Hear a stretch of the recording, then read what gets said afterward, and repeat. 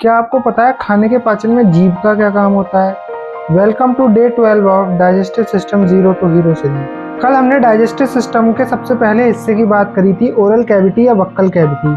आज हम उसी बक्कल कैविटी के पहले हिस्से के बारे में बात करेंगे जिसको हम कहते हैं जीभ। हाँ, वही जीभ जो कुछ लोगों की कैंची की तरह चलती है और कुछ लोग जिससे चाटुकारिता का काम करते हैं।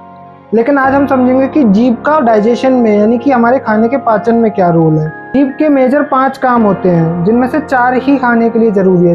चलिए जानते हैं हमारी जीभ कौन कौन से 5 मेजर काम करती है। जीभ का सबसे पहला और सबसे जरूरी काम जो होता है वो होता है खाने को टेस्ट करना, यानी कि जो भी हमने खाया है उसमें कैसा स्वाद है।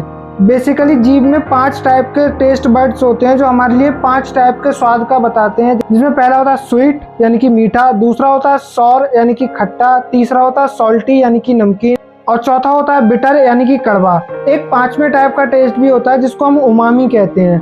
जीभ का दूसरा मेजर काम होता है खाने को चबाने में मदद करना। जीभ खाने को दांतों के बीच में रखती है और एक दांत से दूसरे दांत की तरफ ट्रांसपोर्ट करती है जिससे खाने को अच्छे से चबाया जा सके और उसको छोटे से छोटे टुकड़ों में तोड़ा जा सके।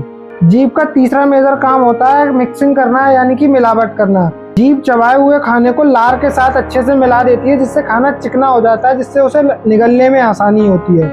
जीभ का चौथा मेजर काम होता है खाने को निगलने में मदद करना। जीभ खाने को पीछे की तरफ धक्का देती है जिससे उसे निगलने में आसानी होती है। जीभ का 5वां जो मेजर काम होता है उसका डाइजेशन में रोल नहीं होता, लेकिन वो बहुत ही जरूरी काम होता है जिसको हम कहते हैं स्पीच यानी कि बोलना। अगर जीभ ना हो तो हम बोल ही नहीं पाएंगे। चलिए थोड़ा जीभ के स्ट्रक्चर पे एक बार नजर डालते हैं और कुछ इंटरेस्टिंग फैक्ट जीभ के स्ट्रक्चर के बारे में भी जानते हैं।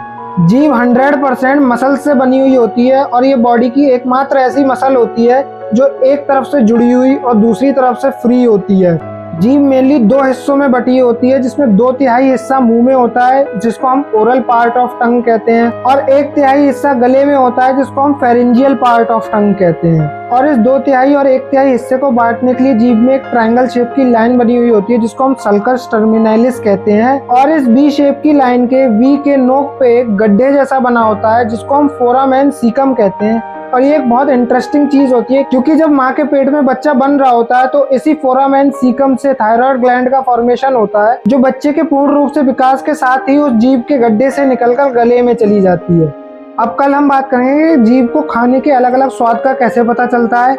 अगर आपको कोई डाउट है तो आप कमेंट सेक्शन में पूछ सकते हैं और अगर आप अपने डाइजेस्टिव सिस्टम को डिटेल में समझना चाहते हैं तो लाइफोलॉजी को सब्सक्राइब करें और digestive system zero to hero series का पार्ट बनें।